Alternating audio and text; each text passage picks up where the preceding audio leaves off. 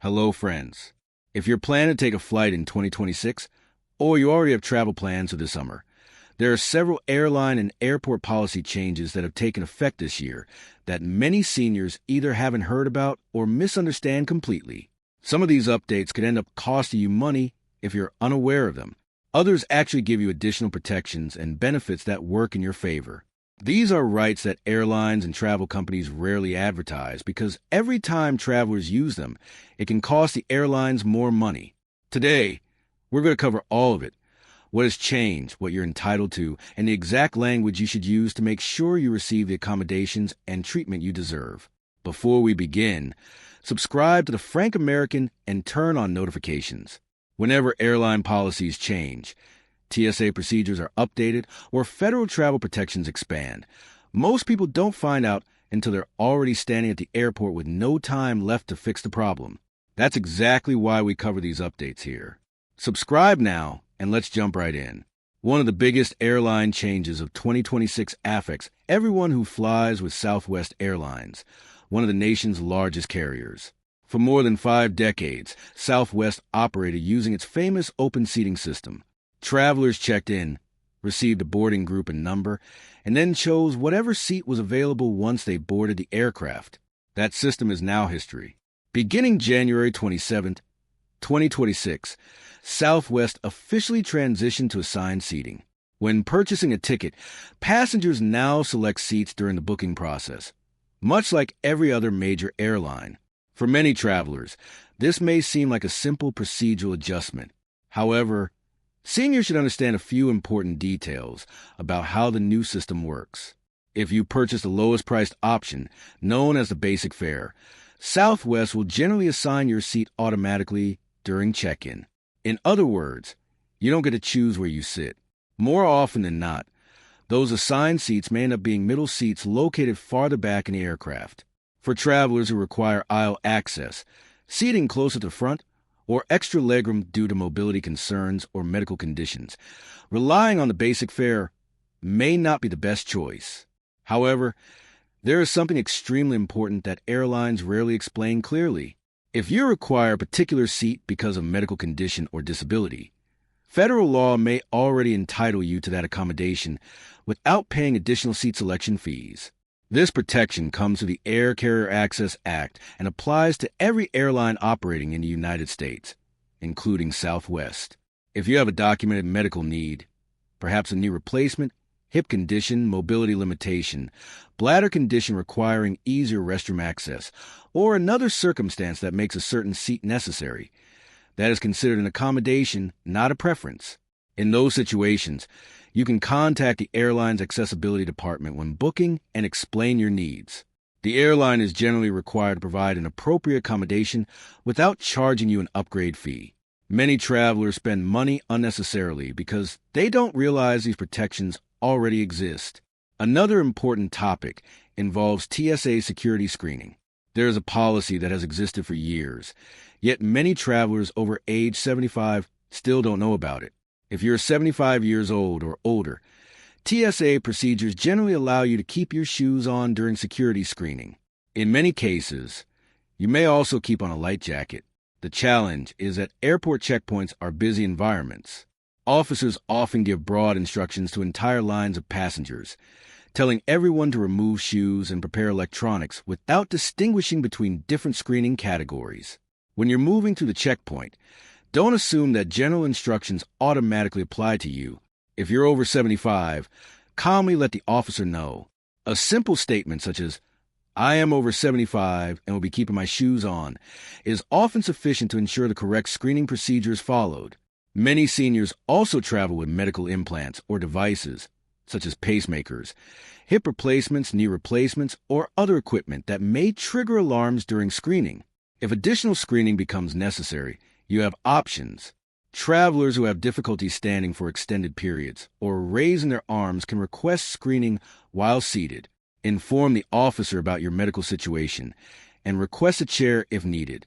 This can make the process more comfortable, safer, and less stressful, particularly for individuals with balance concerns. There is also a free travel tool that many senior travelers have never heard about, even though it can make airport experiences significantly easier.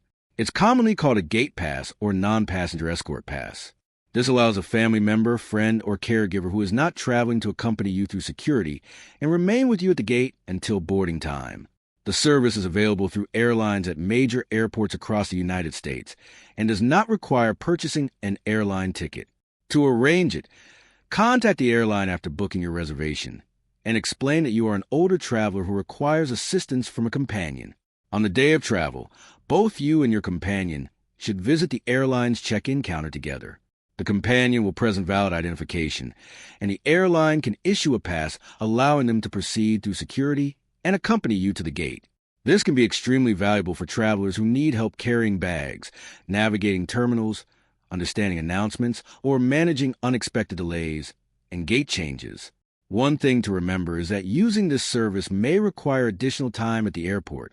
Airline staff must verify identification and issue the pass before security screening, so arriving early is strongly recommended. Travelers who bring medications or medical supplies should also know about an important TSA exemption that saves many people from unnecessary stress. Most travelers are familiar with the standard liquid rule, limiting containers to 3.4 ounces. However, medically necessary liquids are generally exempt from those restrictions. Items such as insulin, prescription liquid medications, nutritional drinks like Ensure or Glucerna, saline solutions, and other medically required liquids are not subject to the standard liquid limits. You can carry larger quantities when they are medically necessary. The key is properly identifying them during screening. Rather than leaving these items buried inside your luggage, place them together in a clear bag before arriving at the checkpoint. When your belongings reach the screening area, inform the officer that the items are medically necessary liquids and that you are declaring them for screening.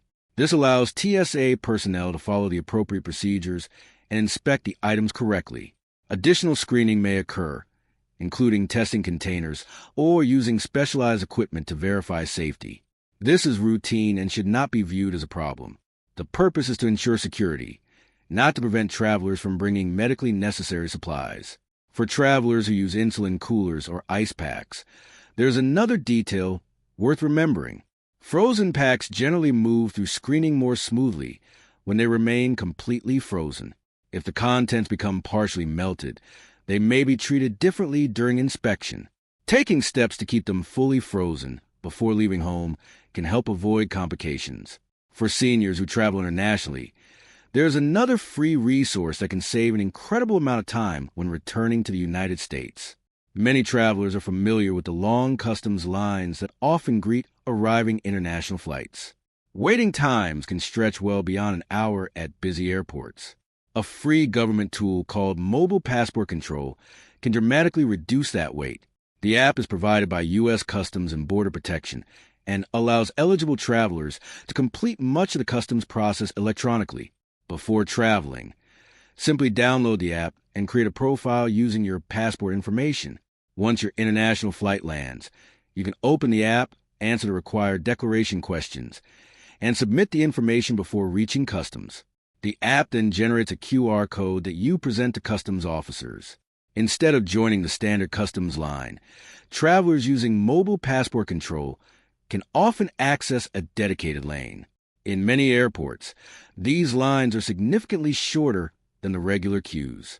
Travelers frequently report moving through customs in a fraction of the time required by traditional processing. Many people confuse Mobile Passport Control with Global Entry, but they are different programs. Global Entry involves fees, interviews, background checks, and an approval process. Mobile Passport Control is free and does not require those additional steps. Even if you only travel internationally once a year, it can be well worth setting up before your next trip. Looking at the bigger picture, several travel rules in 2026 can either save you money or make your trip considerably easier if you know about them beforehand. Southwest's assigned seating system has replaced open seating, but travelers with medical needs may qualify for accommodations through airline accessibility programs. Travelers age 75 and older can often keep their shoes on during TSA screening. Companion gate passes allow family members or caregivers to assist older travelers all the way to the boarding gate. Medically necessary liquids are exempt from standard TSA liquid restrictions when properly declared. And mobile passport control can help international travelers bypass lengthy customs lines and return home much faster. The reality is simple. Airlines and travel companies benefit when passengers don't fully understand their rights and available protections. Now you do. Subscribe to The Frank American. Share this with someone who plans to fly this year, and I'll see you in the next one.